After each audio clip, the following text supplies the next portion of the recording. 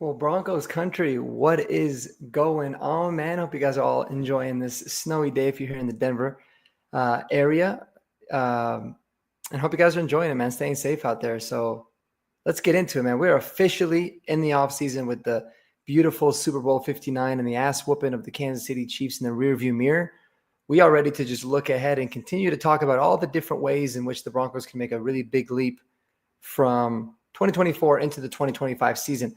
I feel like looking at it and going through all the different strengths in the draft, what positions, what guys do we really like in the draft, and then kind of matching it up with some fits that make sense in free agency and some of the money that we have available. It's really interesting to see what direction this team's going to go, and I'm curious to know what you guys think uh, is the best option. Right? Should we spend a lot in free agency? Should we just go after some of those trade target receivers like you see with Devontae Adams, maybe with Cooper Kupp, with Deebo Samuel?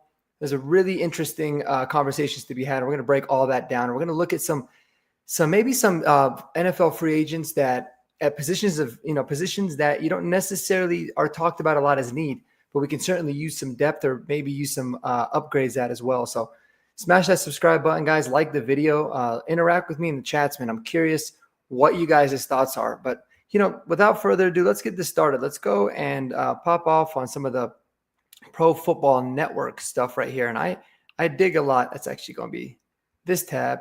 And I dig a lot actually about what this channel's got. They've got a lot of really interesting information on here. I don't know if they necessarily rank a lot of these free agents by like best to worst, because on some of them it seems a little bit crazy. But let's start at the top, man, and let's even look at running back. At quarterback, because yes, we are set, and yes, we don't have to worry about any of that in the draft, which is an amazing relief, I know, for a lot of Bronco fans. But the backup quarterback situation is going to be really interesting, in my opinion. I really loved the room. I liked having Stidham, and I liked having Zach Wilson. I thought they were two really solid backup options, guys that had a lot of talent, had some upside. Obviously, they were familiar with the system. And it seemed like all of these guys got along. They're all younger players too, and they're kind of built similarly, right? Same height and weight, similar athletic traits, obviously. So I love the room, but it's not, there's not going to be a situation where we're going to return both those guys. So what do we do? Do we look at getting maybe Stidham over somebody like Zach Wilson? Actually, really surprised that neither of them are on this list, which is kind of crazy. Or do we look at, taking a flyer on somebody like a Trey Lance? Maybe he can be the next reclamation project for someone like Sean Payton. I don't think he fits very well, but there's a possibility. Tyler Heineke's someone. Cooper Rush is someone that you can look at that could fit into the mold of having some decent experience, and can maybe fit into the Sean Payton system. But if you ask me, my ideal choice would be Zach Wilson. I feel like he's going to get a decent amount of money this year. I think there's going to be some teams out there that are going to be interested in bringing him in, seeing if they can be some sort of a reclamation project. The one that really comes to mind for me is the Tennessee Titans. He's someone that I think under Brian Callahan's leadership, he could actually make some sense. He's still super young. Obviously, he has crazy talent.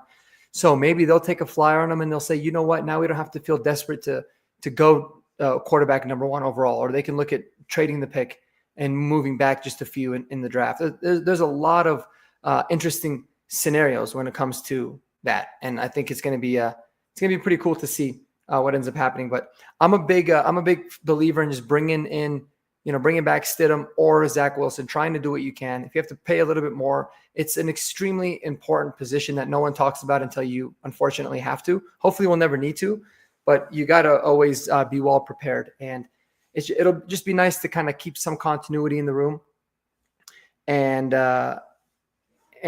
keep the culture going in that room as well. So curious about what you guys would think in terms of quarterback. Not going to put too much thought into it, obviously, for a lot of obvious reasons, but it's just something I think that's pretty interesting to monitor.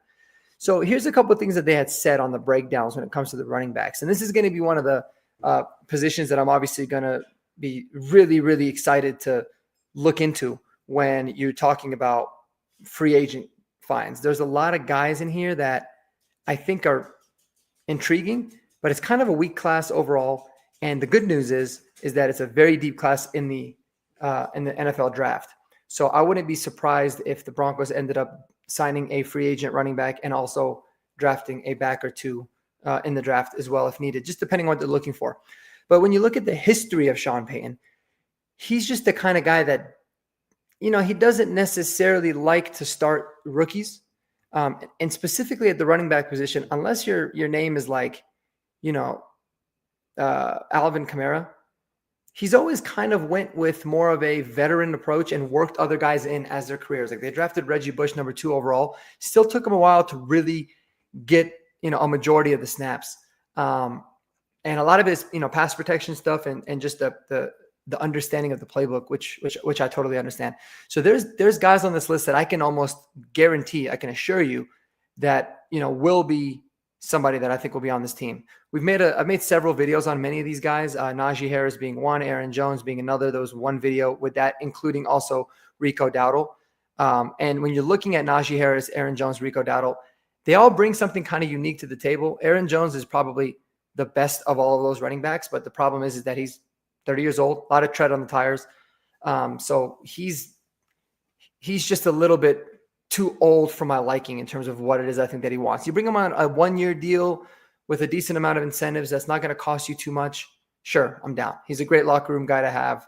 And he's going to be really solid overall if he can stay healthy. There's no doubt about it. He had a career high 1,100 yards last year, 7 touchdowns. And we know he's a hell of a catcher of the football out of the backfield, man.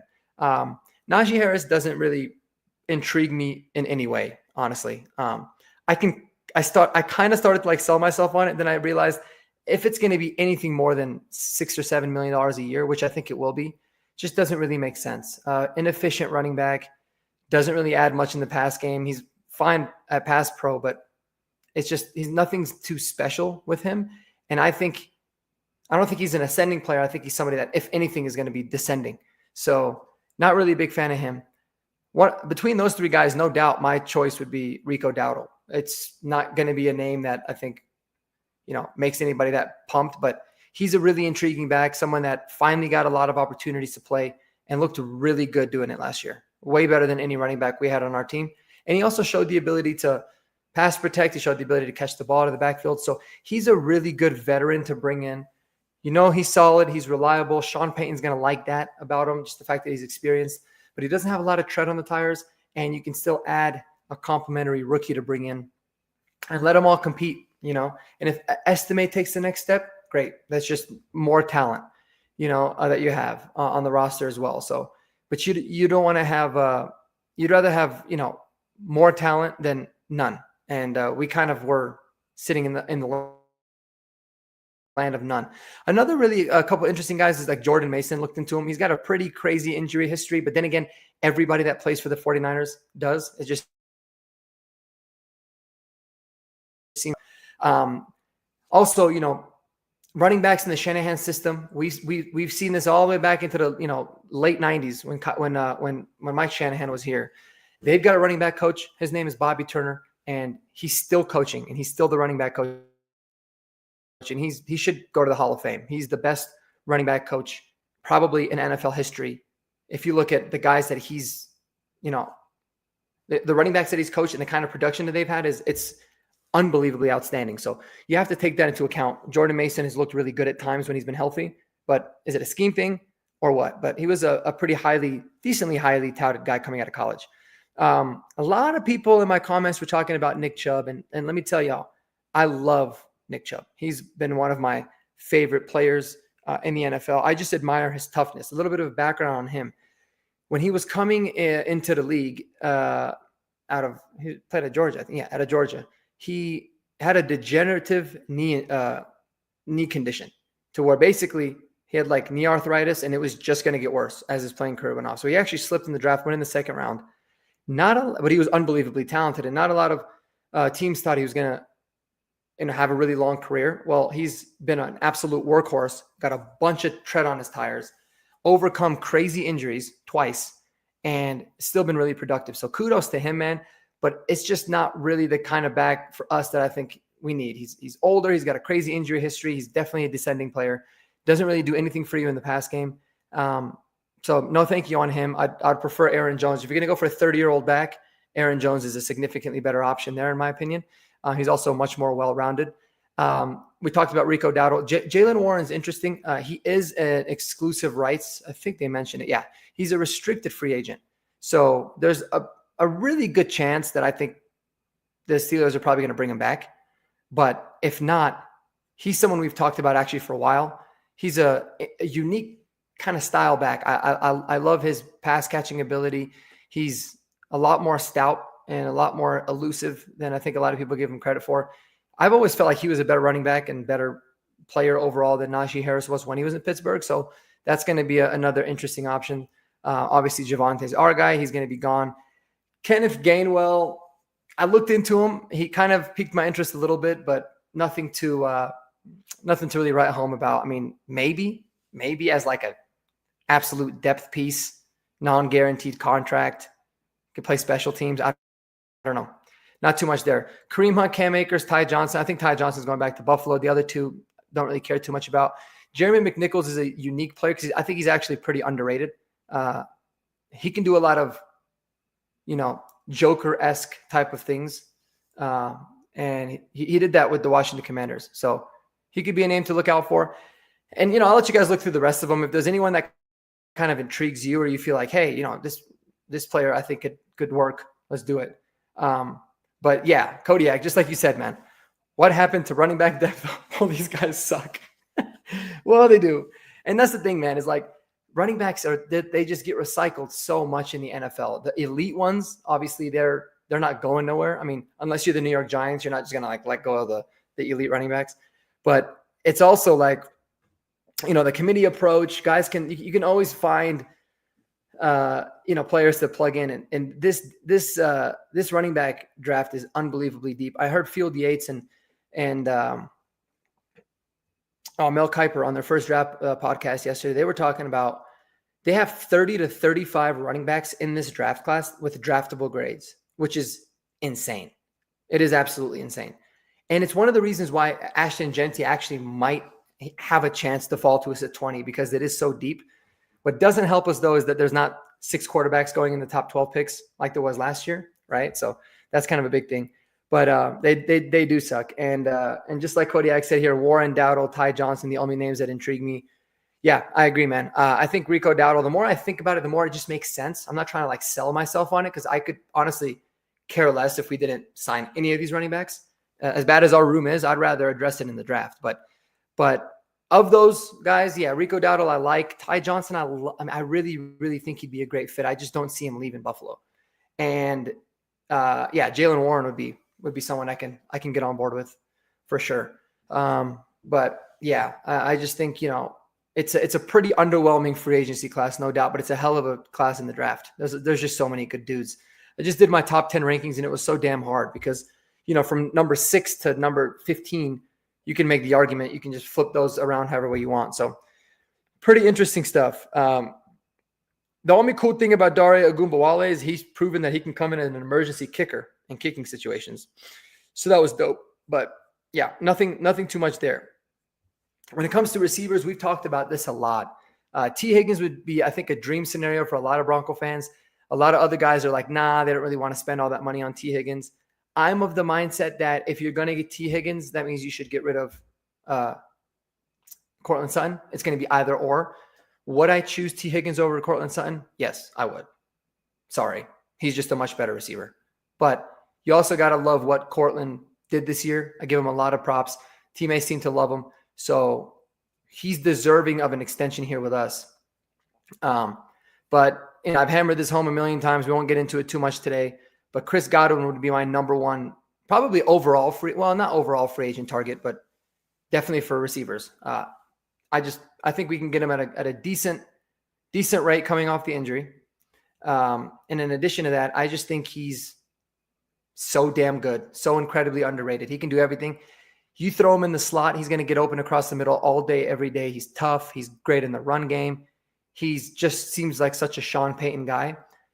There was reports early that saying Tampa Bay is not going to let him go. He's a priority. But then now there's some reports leaking out that it's probably not going to work out between the Bucs and Chris Godwin because of Jalen McMillan elevating and all that stuff. So we'll have to see. but I would love me some Chris Godwin. Obviously, given that the medicals on the dislocated left ankle that he had, if that checks out, which I don't know how, we're not really privy to that information, then I'm all aboard the Chris Godwin train, man. Believe me. The other two guys I can really care less about. Just not really guys I care to have. Keenan Allen, I just hate him. He's a great player, but older now, but I've hated him because he was with the Chargers for so long. Amari Cooper, he's just washed. But shout out to David Talks Broncos, man. He keeps bringing this up all the time of Darius Slayton. And, you know, the more I think about it, the more sense it makes. He's another really legitimate option, someone that can be a very solid wide receiver number 2. He's still young. He had a terrible situation with the Giants, and at times he's flashed. And he's not going to cost you too much. So kudos to him, man. You know, if you don't already, go definitely, you know, like his videos and subscribe to his channel. He's also got a really great program that he's got with a company called Guru, where you can get some access to some college films. It's really awesome, called Guru Film. So check him out there. Hopefully I didn't botch any of that. But yeah, Darius Slayton is somebody that I think is pretty legit there. Looking through everyone else on this list, I mean, there's a couple guys that I can say maybe. Joshua Palmer is someone I think is a pretty underrated player. I think he's pretty good overall, and he could be someone I'd be interested in bringing in and adding to the room, but nothing crazy. Nobody else on here that I would really be willing to look at and say, yeah, you know, this is somebody that could improve our room. I'd almost rather just continue trying to develop the young guys or address it with somebody in the draft. Let me tell you guys, though, something. Mac Hollins from the Bills, right? I don't really care too much about him personally. It's not like I'm going to be a really big proponent of it, for lack of better words, whatever. But if he's available, I expect for Sean Payton to make a very big run for him, because he is like exactly what Sean Payton likes in some of these veteran receivers. He's basically would be the little Jordan Humphrey role, but a lot better receiving the ball. Unbelievable blocker. Does a lot of the dirty work. So keep an eye out for Mac Hollins if he's someone that Buffalo lets go. Great team leader to you here. So he could definitely be somebody that's on the radar. How do I feel about it? I mean, I guess I'd be fine. I'd have to dig into him more, but just a name to put out there for you guys to consider, because I think it's a very realistic possibility. Kodiak says Slayton would be slept on. Great signing. Getting 750 plus every year with Daniel Jones is like getting 1,200 with every other quarterback. Yeah, man. No doubt about it. I mean, and not just with Daniel Jones. I mean, just the offensive systems that they've had there. Very run heavy, very boring. Not really. He's more of a catch the ball down the field kind of guy, and they don't really give him that many opportunities. So, yeah, I think Darius Slayton is certainly someone that he's probably going to be one of those signings where a majority of Broncos country is going to be like, whatever, not really care about it. And then once they start to look into it, it's going to be able to make a much better, make a lot more sense for a lot of these guys. Sorry, I just got distracted by something. So all good now. Cool. And then, no one else on here really, you're not going to bring Tim Patrick back. I mean, nobody else on here. It's a little bit underwhelming. So a lot of these guys, I feel like, maybe you bring in after the draft, if the draft doesn't go your way when it comes to guys you wanted to draft in the actual draft itself from the wide receiver position. So, we'll have to go ahead and see, but I don't know. I'll let you all, scan through this list. Let me know if there's anyone that kind of piques your interest. I was really high on KJ Osborne last offseason. He's somebody that I really wanted the Broncos to take a look at and bring in. I thought he could do really well here. But he ends up going to Washington, I think he ended up he signed originally with the Patriots, if I recall, and then he got cut or he got traded, one or the other. Then he ended up in Washington. Didn't really do things, was really underwhelming, so kind of off that train. But I liked what I saw from him when he was in Minnesota a couple years back. All right, well, the good news, guys, is that tight end is incredibly deep for the draft, but the bad news is it is not very deep in free agency. But it's not as bad as a lot of people say. Like here they say, without question, the weakest free agent group in 2025. I don't know about all that. I wouldn't say it's the weakest. I mean, the running back group was pretty damn pathetic. But yeah, I mean, naturally, good tight ends are rarely ever available. I mean, it just doesn't happen. It really doesn't. And so when you look at this list, Zach Ertz, 36 years old, still playing well. Not a fit for here, but like just kudos to him. But I mean, no, I'm good on that. Mike Gesicki is interesting because he kind of popped off with the Bengals this year. But he's been in the league for a while and he's been okay at times.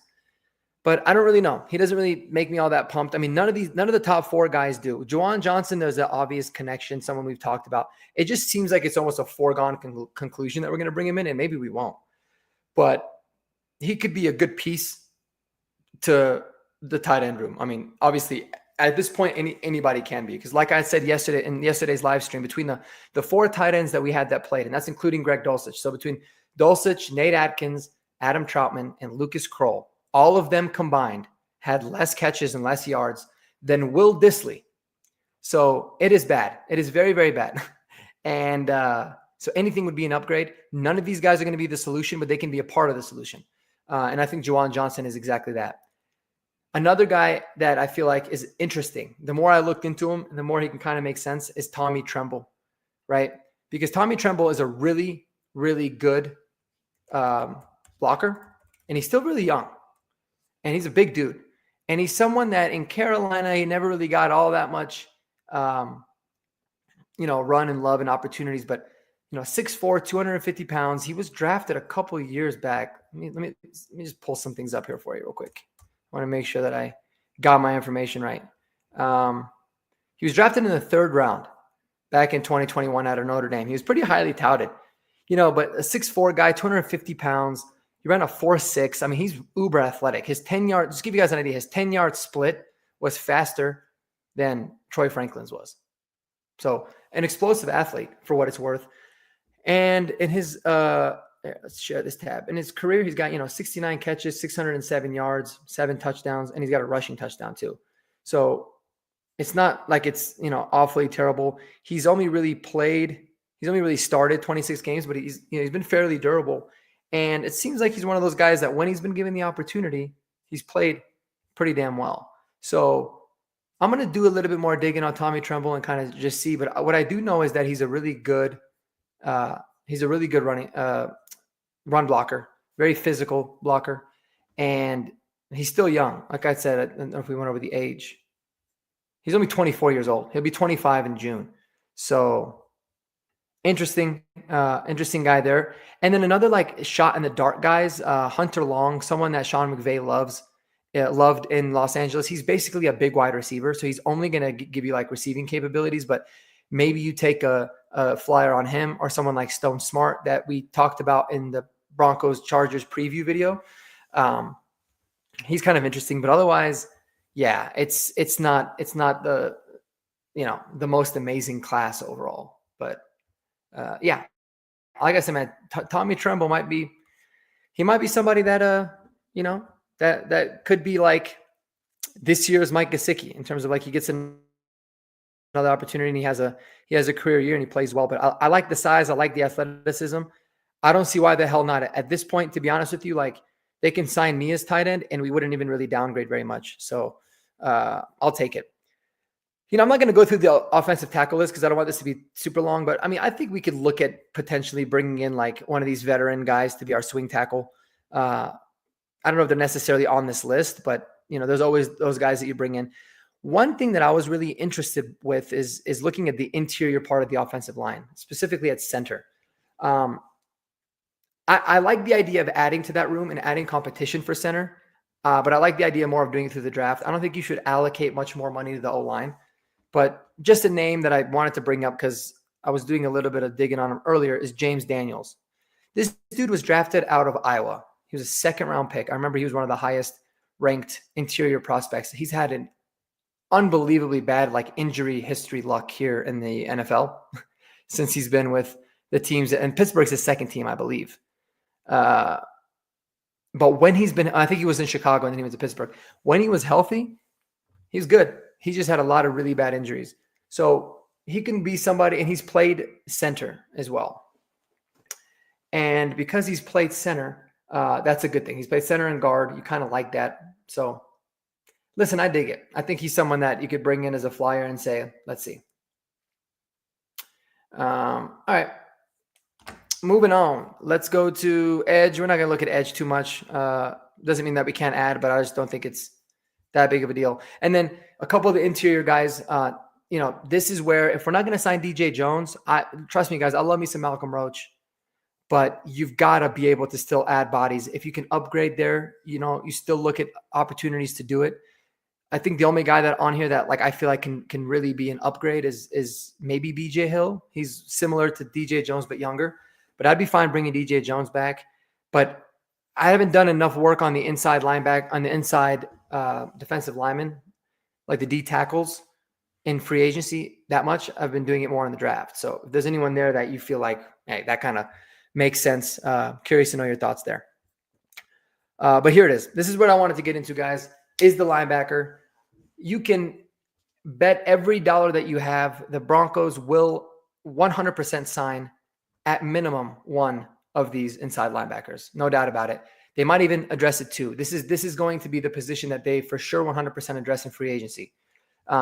Because the thing about it is there are good intriguing linebacking prospects in the draft, but it is one of those positions, especially off-ball linebacker, that I think it takes a little bit more seasoning. It takes sometimes a little bit more time for these young rookies to develop.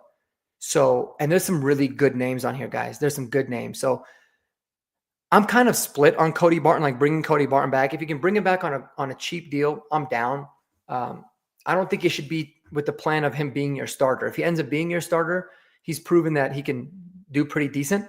But I'm not going to cry if we let him go. But here's kind of my rankings. Without a doubt, the best option on this team for the Broncos, I think realistic option is Dre Greenlaw.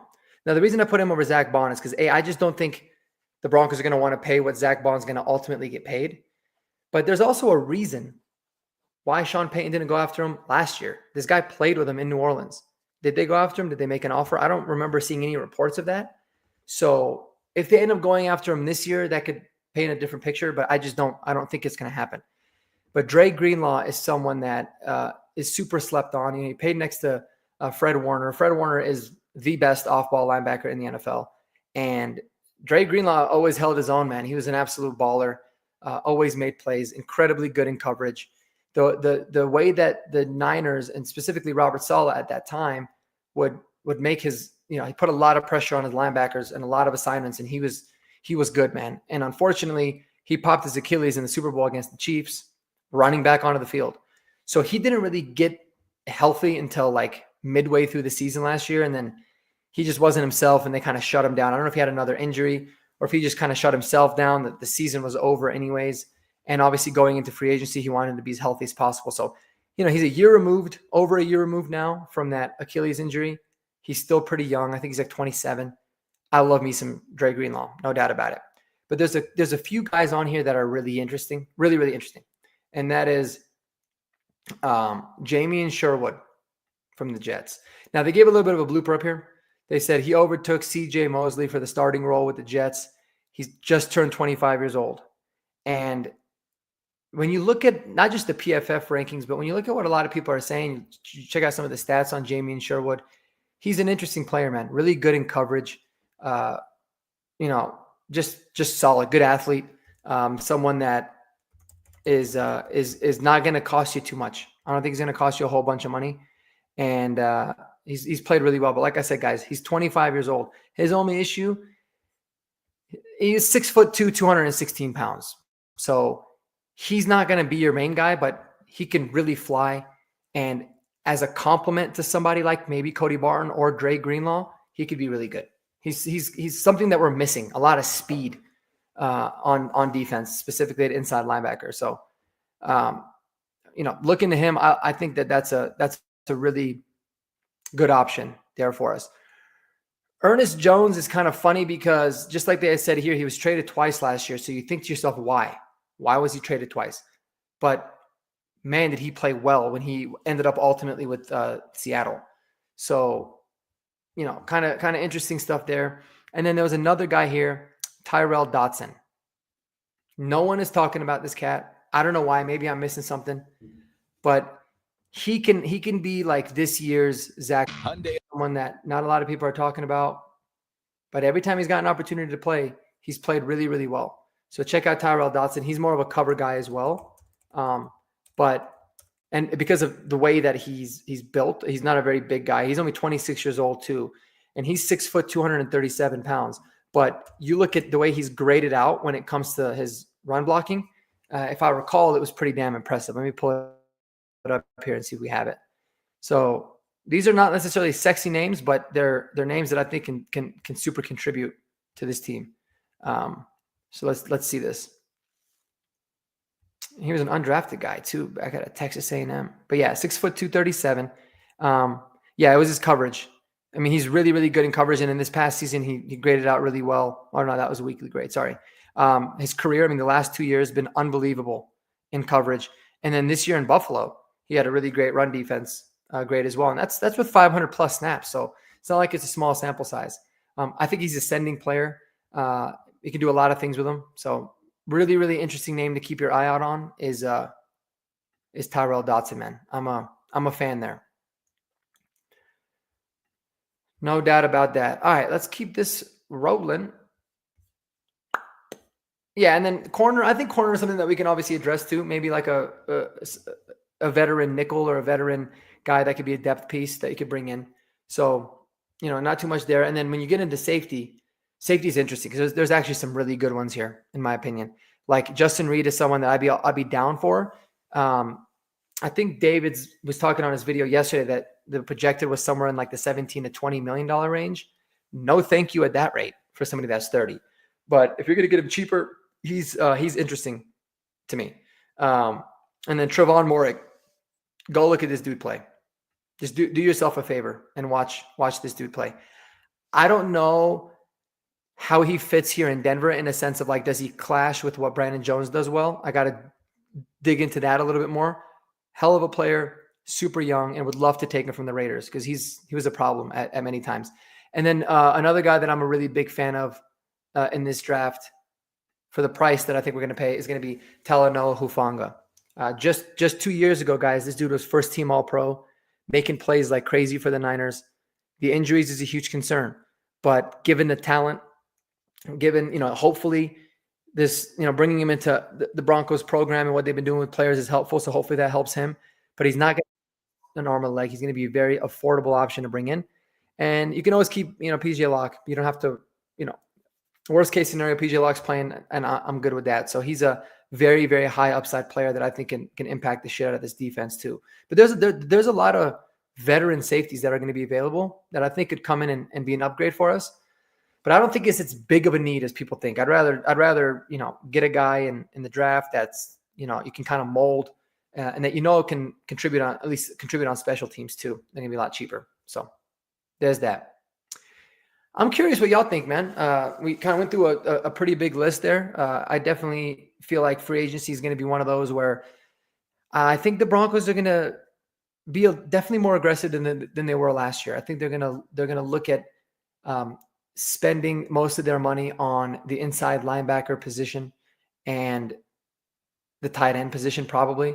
But I would not be surprised if they ended up, making Chris Godwin their highest paid free agent of this upcoming season. So there's a lot of them. There's going to be some backs too. I mean, I think if you ask me what positions I'm certain that we're going to sign like as our, not round one, like first wave free agents, I would say you're going to sign an inside linebacker, a tight end, and a running back. Like, no doubt about it. And then maybe you'll get like one of these backup QBs. And then you'll start to fill the needs in afterwards. But we'll see because the trade market is making things really interesting too, man. So I'm good with Debo or Cooper Kupp. I prefer Cooper Kupp. He's my guy. But I can sell myself into the idea of Debo Samuel here, man, because you get guys that have juice, that can make plays, that are versatile. You bring them into this offense, we could use that. I'm all for that. So, yeah, man, I'm with that. And we're going to dive into the draft. I'm going to make a separate episode specific for the draft. I know I mistitled this one because I wanted this one to be talked a little. So I'll change that. But I wanted, this one to be a little bit more about the free agents. We've done a lot of draft work. I'm really digging into like the late round guys, the sleeper guys, seeing what, all the experts are saying.